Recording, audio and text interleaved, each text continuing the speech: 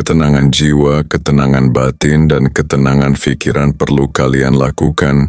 Tetapi jika semua itu belum kamu dapatkan, saya harap kamu harus mendapatkannya. Dan bagaimana Anda mendapatkan itu semua? Anda berada di posisi yang tepat. Dengarkan video ini. Mari kita rubah sifat yang ada di pikiranmu. Ayo kita mulai. Dia hanya berjanji satu hal, bahwa dia akan berjalan. Mau kamu suka atau tidak. Itu kenapa Amor Fati bukan soal menyerah.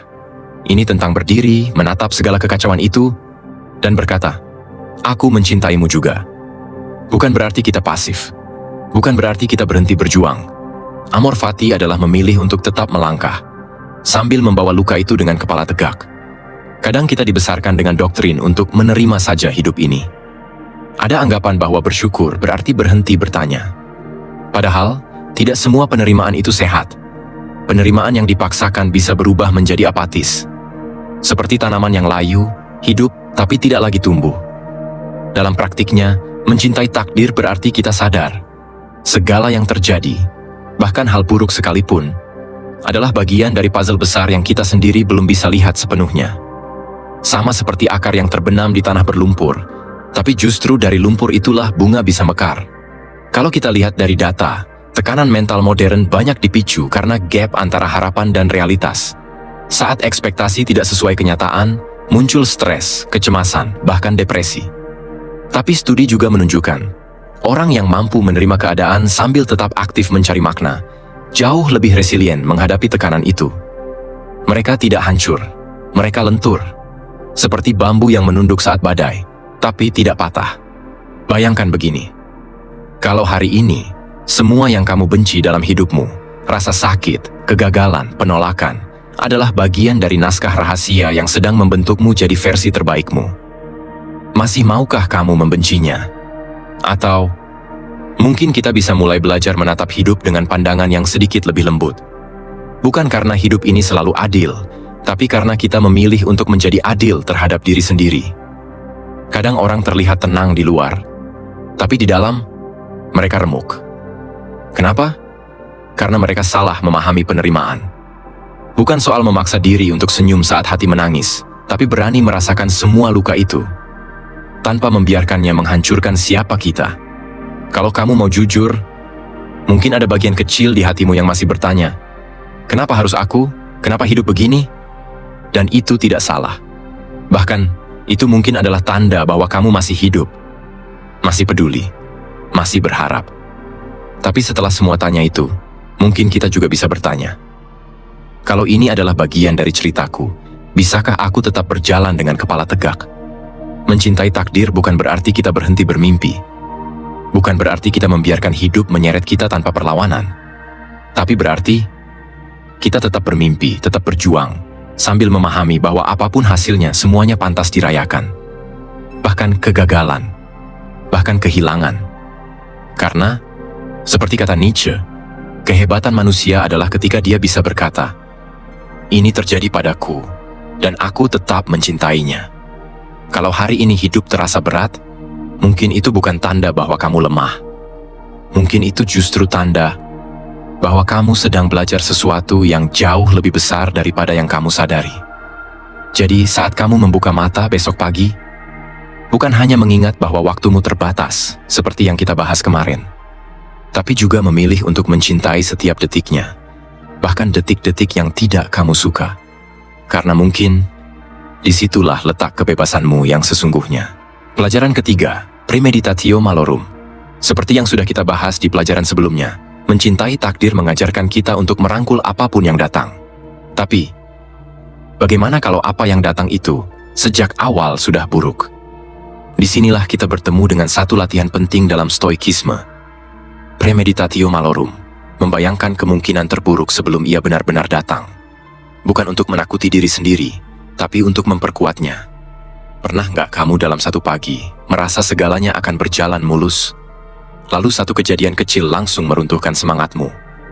Entah itu berita buruk, kecelakaan kecil, atau mungkin hanya kata-kata seseorang yang salah nada. Kenapa ya? Bisa segampang itu kita hancur? Bisa jadi karena kita tidak menyiapkan pikiran kita. Dalam stoikisme, Seneca menyarankan, daripada membiarkan diri kita terkejut dan terhempas oleh kenyataan, lebih baik kita mengantisipasi badai itu sebelum ia benar-benar datang. Bukan untuk meramalkan nasib buruk, tapi supaya saat badai itu datang, kita bisa berkata, "Aku sudah siap." Di budaya kita, ada kecenderungan untuk menghindari berbicara tentang kemungkinan buruk. Katanya, membicarakan hal buruk itu bisa membawa sial. Padahal, justru dengan mengabaikan kemungkinan itu, kita seringkali jadi lebih rapuh. Kita berharap semuanya akan baik-baik saja, padahal hidup tidak berjanji akan seperti itu.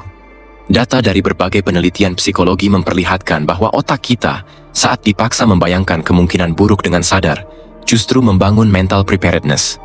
Seperti atlet yang sebelum bertanding sudah membayangkan semua skenario terburuk, terjatuh, cedera, kalah, sehingga saat bertanding, dia tetap tenang.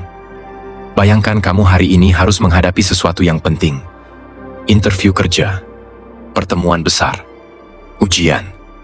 Kalau kamu hanya membayangkan semuanya berjalan sempurna, sedikit saja sesuatu meleset dari ekspektasi, hatimu bisa langsung runtuh. Tapi kalau sejak awal kamu berkata, "Oke, mungkin nanti pewawancaranya jutek, mungkin aku akan salah jawab, tapi aku akan tetap tenang." Ketika itu benar-benar terjadi, kamu tidak kaget, kamu sudah siap. Premeditatio malorum bukan soal mengundang masalah. Ini soal membangun fondasi mental yang kuat, elastis, dan siap menghadapi realitas, apapun bentuknya. Tentu saja, ada risiko. Kalau dilakukan berlebihan, kamu bisa jatuh ke dalam sikap defensif, paranoid, bahkan pesimis. Tapi itu bukan kesalahan tekniknya. Itu soal keseimbangan. Sama seperti api. Dalam jumlah cukup, dia menghangatkan. Berlebihan, dia membakar. Jadi, bagaimana caranya agar tidak jatuh ke jebakan pesimisme? Sederhana. Setelah membayangkan kemungkinan terburuk, akhiri dengan keyakinan, aku akan tetap bertahan, apapun yang terjadi. Itu kenapa stoikisme selalu mengajarkan untuk menggabungkan antisipasi buruk dengan tindakan positif. Kita siapkan diri menghadapi kegagalan, tapi tetap melangkah seolah kita akan menang. Kalau kita diajarkan dari kecil untuk selalu semangat, semuanya pasti sukses, tanpa pernah diberi ruang untuk membayangkan kegagalan, kita tumbuh dengan mental kaca. Sedikit tekanan, retak. Tapi bayangkan kalau sejak kecil kita dibiasakan berpikir, kalau gagal, aku tahu apa yang harus kulakukan. Aku tidak takut. Bukankah itu jauh lebih membebaskan? Mungkin kamu bertanya, kalau aku terlalu sering membayangkan kegagalan, apakah aku akan jadi takut untuk mencoba? Jawaban jujurnya, mungkin iya, kalau kamu cuma berhenti di membayangkan saja. Tapi kalau kamu melangkah, sambil membawa bekal kesiapan itu, justru kamu akan jauh lebih berani. Karena keberanian bukanlah tidak merasa takut. Keberanian adalah tetap bergerak, meskipun kamu sudah tahu apa yang bisa salah. Pikirkan ini, kalau kamu hari ini gagal, apa yang akan kamu lakukan? Mundur? Menyalahkan? Atau berkata, "Ini sudah kutahu. Sekarang saatnya bangkit." Itu pilihan yang membentuk siapa kamu. Dan mungkin, persiapan kecil di pagi ini, dengan membayangkan kemungkinan buruk sambil tetap melangkah, adalah salah satu investasi mental terbaik yang bisa kamu berikan untuk dirimu sendiri. Besok pagi, saat kamu membuka mata, sebelum tergesa-gesa menyusun harapan, cobalah diam sebentar. Bayangkan, kemungkinan buruk. Bukan untuk melemahkanmu, tapi untuk menguatkanmu. Karena bisa jadi, kekuatanmu yang sebenarnya bukan terletak di seberapa banyak hal baik yang kamu alami, tapi di seberapa siap kamu saat dunia tidak berpihak padamu, dan kamu tetap memilih untuk berjalan. Pelajaran keempat, bedakan antara apa yang dapat dikendalikan dan apa yang tidak. Kalau dari pelajaran sebelumnya kita sudah bicara tentang bagaimana membayangkan kemungkinan buruk bisa membuat kita lebih siap, ada satu pelajaran penting lainnya yang nggak bisa dilewatkan. Menyadari batas kendali kita. Karena kalau dipikir-pikir, berapa banyak rasa stres, kecewa, atau amarah kita sebenarnya lahir dari satu hal sederhana. Kita ingin mengontrol sesuatu yang dari awal memang bukan milik kita untuk dikendalikan. Pernah nggak kamu capek sendiri? Berlari, berusaha, mendorong semua orang, dan segala situasi supaya berubah. Lalu pada akhirnya kamu cuma menemukan dirimu sendiri kelelahan di tengah jalan. Ada satu prinsip stoik yang sederhana tapi keras seperti batu. Kendalikan yang bisa kamu kendalikan. Lepaskan yang tidak bisa. Kedengarannya gampang, tapi dalam praktiknya, sulit setengah mati. Karena ego kita, seperti yang sering diam-diam mengintai, nggak mau kalah. Ego pengen ngatur segalanya, pengen memastikan hasilnya sempurna, pengen semua orang paham kita, suka kita, atau bahkan tunduk sama jalan kita. Padahal, itu semua di luar jangkauan kita. Seperti yang biasanya terjadi di banyak budaya, ada dorongan kuat untuk merasa bertanggung jawab atas segala sesuatu.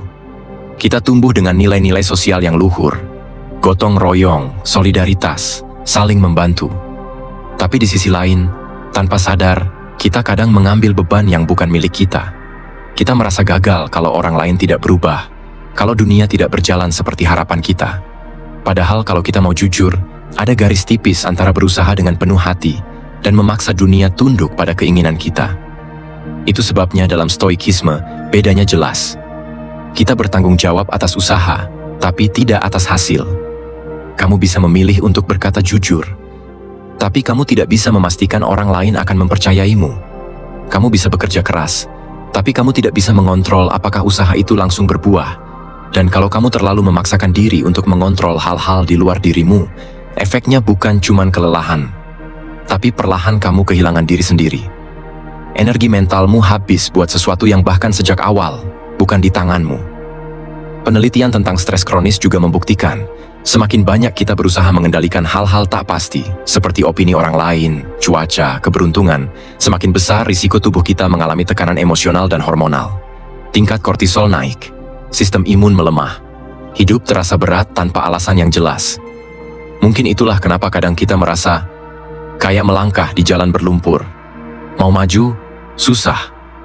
Mau berhenti, terasa bersalah. Tapi bayangkan kalau kamu mulai membedakan dengan jernih.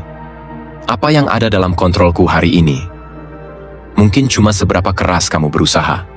Mungkin cuma seberapa sabar kamu menghadapi orang lain. Mungkin cuma seberapa cepat kamu bangkit saat jatuh. Kalau kamu fokus ke itu, dunia boleh kacau, tapi hatimu tetap tenang. Karena dalam stoikisme, kemenangan bukan soal berapa banyak dunia yang bisa kamu atur. Kemenangan itu, saat kamu berhasil mengatur dirimu sendiri, bahkan ketika dunia tidak sesuai harapanmu. Jadi, saat kamu bangun besok pagi, sebelum mulai berlarian mengejar apapun, berhenti sebentar. Tanya ke dirimu, dengan suara paling jujur, apa yang bisa aku kendalikan hari ini? Dan, apa yang harus aku relakan? Karena mungkin, kedamaian yang kamu cari-cari itu, selama ini tersembunyi di antara dua jawaban sederhana itu. Pelajaran kelima, identifikasi kebajikan hari ini. Setelah kita belajar membedakan apa yang bisa dan tidak bisa kita kendalikan, langkah berikutnya terasa lebih personal. Bukan lagi soal dunia luar, tapi soal membangun fondasi diri dari dalam. Setiap pagi, ada satu pertanyaan kecil yang mungkin tidak kita sadari pentingnya. Hari ini, siapa aku mau menjadi? Bukan soal daftar pekerjaan, bukan soal target, tapi soal kebajikan apa yang ingin kita hidupi hari ini. Marcus Aurelius pernah menulis, bangunlah setiap pagi dan tanyakan pada dirimu, apa tugas seorang manusia yang baik? Bukan karena dia sok mulia, tapi karena dia tahu, tanpa fondasi kebajikan, kita mudah terseret arus dunia. Di banyak tempat, orang lebih sering dinilai dari pencapaian yang bisa dilihat. Seberapa banyak uang di rekeningnya, seberapa tinggi jabatannya, seberapa cepat dia sampai di garis finish. Jarang sekali ada yang bertanya, seberapa jujur dia bertahan dalam tekanan, seberapa sabar dia saat kecewa, seberapa adil dia memperlakukan yang lebih lemah. Biasanya kita lebih suka lihat hasil. Padahal hasil tanpa karakter, itu seperti rumah mewah di atas pasir. Mungkin kamu bertanya, kalau memilih hidup berdasarkan kebajikan memang lebih mulia, kenapa banyak orang tetap memilih jalan pintas? Karena jujur saja, jalur instan itu menggoda. Cepat, mudah, dan seringkali penuh pujian kosong. Tapi ada harga yang jarang dibicarakan. Rasa hampa yang sulit dijelaskan. Seperti orang yang minum air asin. Semakin banyak diminum, semakin haus jadinya. Sekarang bayangkan ini. Setiap pagi, kamu tulis satu nilai yang ingin kamu pegang hari itu. Misalnya, keberanian, atau kejujuran, atau kesabaran, dan kamu benar-benar berusaha menjaga satu nilai itu sepanjang hari. Mungkin dalam sebulan, kamu akan mulai merasa aneh. Bukan karena hidupmu jadi lebih mulus, tapi karena kamu mulai merasa lebih hadir, lebih utuh, lebih kamu sendiri. Bukan berarti jalannya akan mulus. Ada hari-hari ketika kamu memilih sabar, lalu yang datang justru antrian panjang, orang menyebalkan, cuaca buruk. Ada saat kamu memilih jujur, dan ternyata kejujuranmu malah membuatmu kehilangan sesuatu. Tapi disitulah latihannya. Seperti otot, karakter tidak dibentuk saat nyaman. Dia tumbuh saat diuji. Kalau kita berpikir hidup terlalu sibuk untuk memikirkan kebajikan, mungkin pertanyaan yang lebih jujur adalah, sebenarnya kita sedang sibuk membangun apa? Karir? Nama? Citra? Atau diri kita sendiri?